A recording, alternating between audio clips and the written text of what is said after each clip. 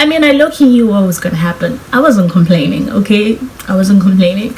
So we go to seat at the back seat of his car and he kisses me.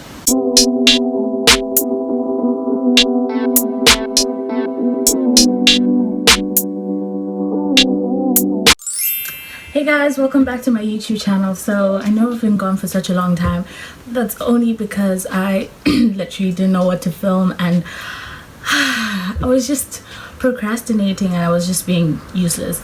Anyways, I am back today and I have a story time for you guys, and this is actually such a funny story. As you guys can see by the title of this video, this is going to be like part of a my first time series, and this is my first time getting ghosted story. Yeah, so this story happens at the end of 2016.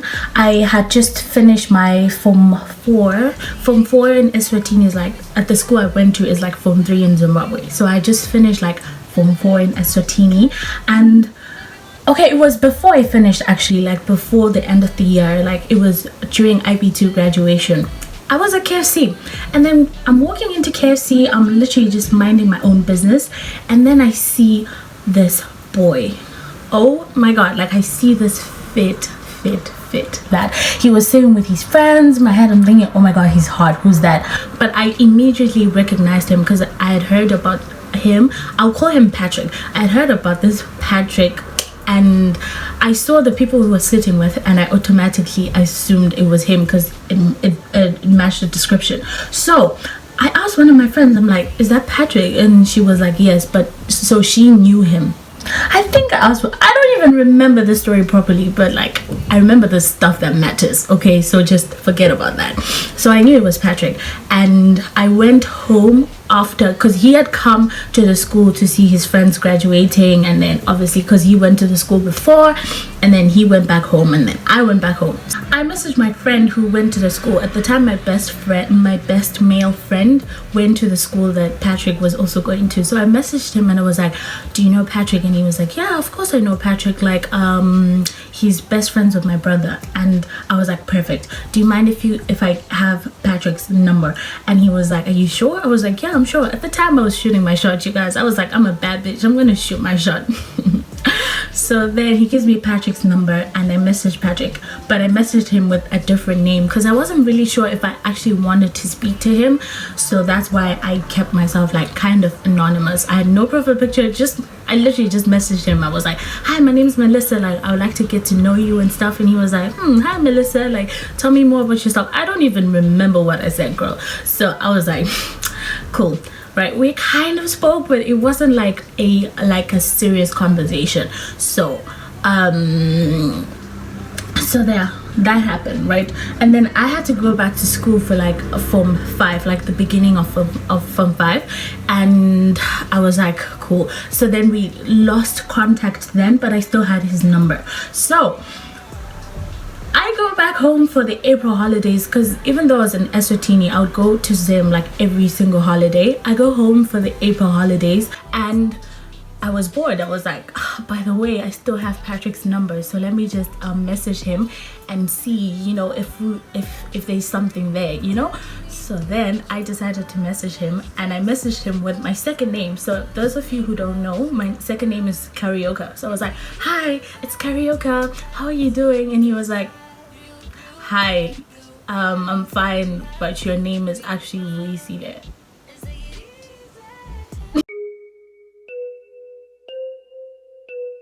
And I follow you on Instagram. And I was like, how did you know my name? And at the time, he told me something about how he had an iPhone, and like when you message someone, when someone messages you when you have an iPhone, you can see their name. Some weird excuse, but I obviously fell for it because at the time I had my Android phone and I didn't know shit about iPhones. I still don't even know to this day if that's a thing or not, but I don't know. So anyways, I was like, oh, okay, cool. And he was like, yeah, I follow you on Instagram and you're a bad bitch. I was like, oh, really? Like, I was like, oh, he thinks I'm a bad bitch. But he was probably just saying that because he just wanted something else. But at the time, I fell for it so hard because I was thinking, it's Patrick, it's Patrick, it's Patrick. So I should have known better. I should have known better, but anyways, I fell for it. He was like, yeah, I follow you on Instagram, and it was during like trade fair. So in Bulawayo we have this like thing called the trade fair. Like it's like a place where businesses, like I don't even know how to describe it, but it's like a place for like businesses, and like there's a lot of like several like different like activities that are happening. The president comes to open, I don't know, it's just a lot that goes on. So he was like, I have VIP tickets to the trade fair, so I can see you there. And when I tell you my ass was broke, I couldn't afford $50 just for a VIP ticket to the trade fair. But I had the general ticket, so I was like, cool, I have the general ticket, so I'll meet you there. So I put on my best outfit from Mr. Price, and I'm like, I'm a bad bitch, you know. I was like, baby girl. I was like, I look nice. So I put on like, it was like a black top and blue jeans and like these brown shoes. You guys, I don't even remember the hairstyle I had. All I know is that it was like, I don't even know why I was confident, because I look like trash. So I take my ass to the trade fair. Like I am sitting in the general. When I say the general has like a lot of people, and the sun in Bulawayo, it was hot, blazing hot. I was sweating, and I was sitting by the general. I was sweating, so he messages me and he's like, he's by the VIP with his friend, and I'm like, cool. And we agreed that he's gonna meet me like afterwards, right? So the event is over, and he texts me, he's like, I am like done with the event, I can meet you by the big Coca-Cola thing. So we have like this big like Coca-Cola bottle there, which literally where water comes out, which looks like Coca-Cola. It's like brown water, like. So he was like, I'll meet you there. So me, I walk over there. At this point, I'm just like, I'm a bad bitch, I'm going to see Patrick. I'm excited, obviously I'm very excited. I'm like, I kind of do fancy him, but I'm not really sure. But I'm just like, cool, fine. I walk towards the Coca-Cola thing, and the boy's standing right there with his friend. My jaw literally dropped, because he didn't look like the way he looked at KFC. When I saw him at KFC, he looked so fit, like he looked really nice. But then when I saw him in Bulawayo, like it just felt like, I think it's because he was wearing like formal clothes. I think that's why. So yeah, he's standing there with his friend, and like I approached them, and when I tell you, when I saw him in Eswatini, like he looked at least 6 foot something. When I saw him that day, he looked like 5'7" like me, and I was thinking, what the hell? Like, what just happened? It looked like two completely different people. I was just like, so anyways, I'm still like, fine, it's Patrick. I can like work with this. So I approach him, and he's standing with his friend. His friend literally gave me the stink eye. His friend looked at me like, where did you get this peasant? I was so confused as to why his friend was looking at me like that, but now I understand, obviously, because I probably looked rough as hell. Like I was sweating because I was by the general and it was really hot. It was just a mess, right?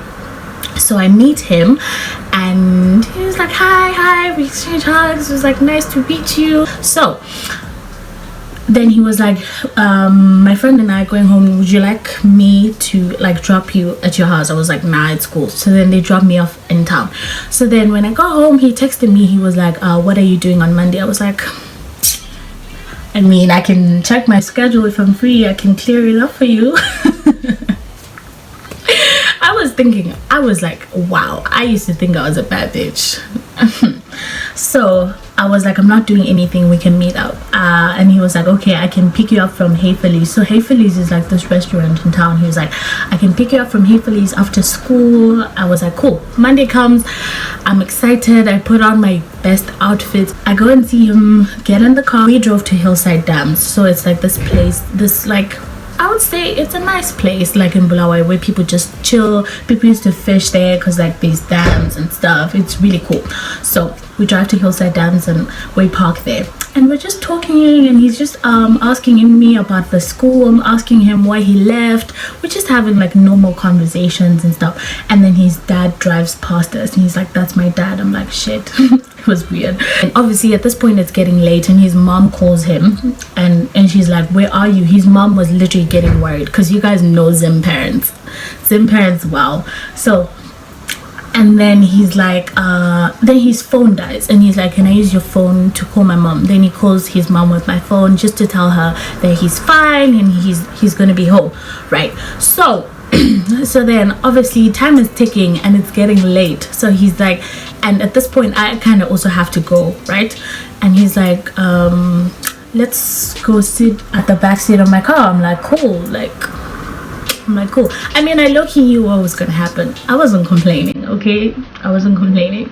So we go to seat at the back seat of his car, and he kisses me, and he was like, okay, I have to go, because his mom had been looking for him. I was like, oh, cool, I have to go. At this point I'm just like, yes, I'm a bad bitch, I have him in the bag. He drops me off in town, and then I take a taxi home. Then I get home, and then he messages me to ask me if I got home safely, and I was like, yes. And that was it. When I tell you guys, I woke up the next day, he still had his profile picture. He still had everything. The boy was nowhere to be found.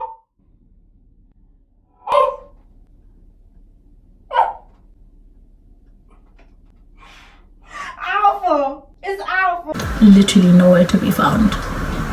I messaged him so many times, he never responded, and I can become crazy. If anyone knows me, they will tell you that sometimes I do end up acting like a crazy bitch, because when I text you once and you don't reply, I text you twice and you don't reply, I don't stop. I literally will text you 100 times until you reply. He never texted back. At this point I'm thinking, wow, I didn't even know I had been ghosted, because the word ghosting wasn't like a big thing in Zimbabwe, in Bulawayo. So or is it because I didn't know it? Maybe let me say I didn't know it. So I didn't know I had been ghosted. So that happened, and I was like, ouch. All I remember was thinking, ouch. After you kissed me, after all that, like, that's when I knew that boys were actually shit. So then I still followed him on Instagram though, and a couple of weeks later I check my Instagram, and I used to stalk him so much even after he ghosted me. Then I check his Instagram, then I see he's posting pictures with this girl. I was so confused. I was like, and then I see the caption, and then I clicked on her profile, and then I see they had actually been talking for the longest time, like, because she had been posting him even way before he posted her, and it seemed like it had been like a thing for the longest time. When I tell you, I was so confused. I was just like, wow. So I've just been played. I was like, I've been played. It hurt so bad at the time, but I was like, we move in it. It was just so bad, like it was so bad. So then like I would stalk her and him, and I was just wondering, you know, as a girl you go through that thing where you're like trying to figure out like, what does she have that I don't have? I think it's such a bad mentality to have, but at the time that's how I was thinking. I was like, what does she have that I don't have, that you want to speak to her and you don't want to speak to me, you know? So yeah, like he was just cracking on with her, and I was like, cool. Like, it hurt, but let me tell you, that time in my life I was in the streets, so I was kind of like, fuck that situation, I'll just get another boy. Like, it was literally that easy for me, I guess. Like, I really just didn't care. But obviously it was just such a sad situation for me to face, like coming to terms with the fact that he didn't want to speak to me, because I really thought I meant something to him, you know. I thought I meant something to him, but clearly not. So yeah. that was like the first time I'd actually been ghosted by someone, like, ever.